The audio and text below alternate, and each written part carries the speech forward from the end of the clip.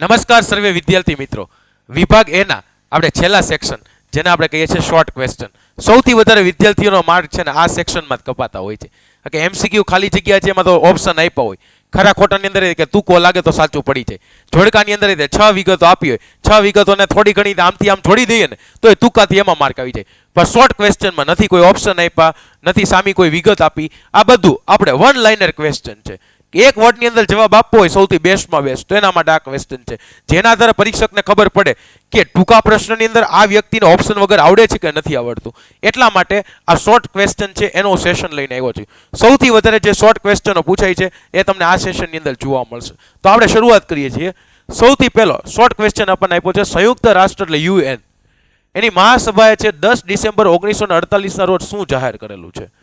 હવે આપણને અહીંયા બે વિગતો જાણવા મળે. હવે જો બધી તારીખ ભેગી થઈ જતી હોય તો કેવી રીતે યાદ રાખવાનું?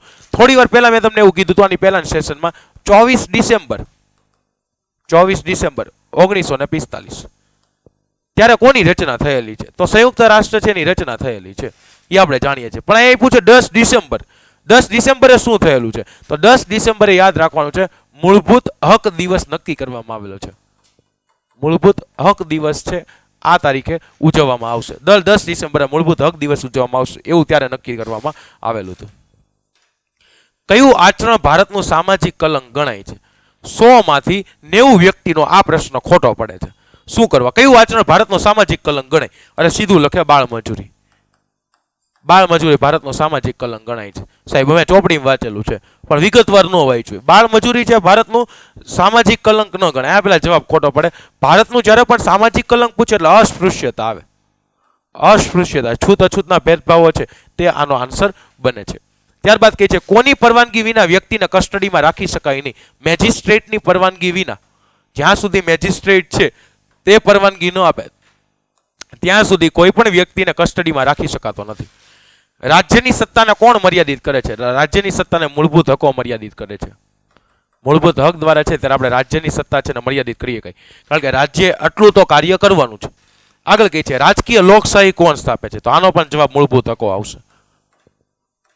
તો આપણને બે પ્રશ્નો જવાબ ખ્યાલ આવી ગયો. રાજકીય સત્તા છે એને કોણ મર્યાદિત કરે, રાજકીય લોકશાહી કોણ સ્થાપે, બેનો જવાબ મૂળભૂત હકો આવશે. ચાલો આગળ કહે છે પૃથ્વીના ધરી નમનના કારણે પૃથ્વી થોડીક નમેલી છે. હવે આ નમન છે એના કારણે તે પોતાની ધરી ઉપર ફરી શકે છે. થોડીક નમેલી છે તો એના કારણે શું થાય છે? ઋતુઓ થાય છે અને આપણે ઋતુઓ અનુભવી શકીએ છીએ તેના લીધે. કર્કવૃત ઉપર સૂર્યના કિરણો સીધા પડે. અહીંયા કર્કવૃત આપ્યું, એક વિષુવવૃત આપ્યું, એક મકરવૃત આપ્યું, પણ જ્યારે આપણને ઓલરેડી કહી દીધું છે સૂર્યના કિરણો સીધા પડે છે, તો સૂર્યના કિરણો સીધા પડે તો ભારતમાં કઈ ઋતુ અનુભવાય? આનો સીધો જવાબ બની જાય ઉનાળો, ઉષ્ણ ઋતુ.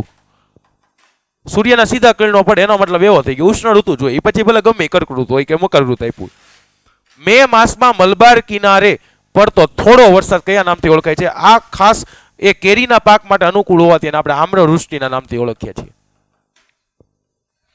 વરસાદ પડે જ નહીં એવા દિવસો હોય એટલે અમુક દિવસો દરમિયાન સાવ વરસાદ ન પડે અને અમુક દિવસો દરમિયાન ફરીથી વરસાદના દિવસો આવે. સતત વરસાદ અમુક દિવસો દરમિયાન પડે ને અમુક દિવસો દરમિયાન સાવ વરસાદ ન પડે, તો આને કયા નામથી ઓળખવાય? આને વરસાદનો ક્રમભંગ કહેવાય.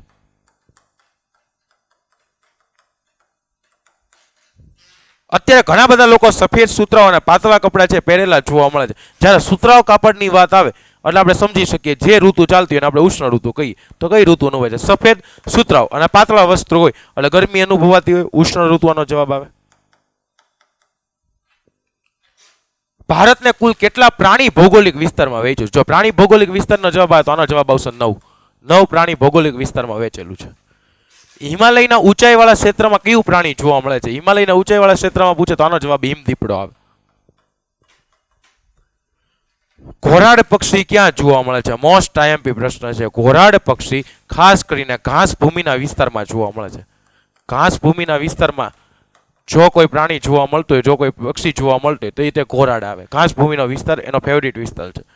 ઉડતી ખિસકોલીઓ ક્યાં જોવા મળે છે? ઉડતી ખિસકોલીઓ છે પશ્ચિમ ઘાટના ગીચ વનોમાં જોવા મળે છે.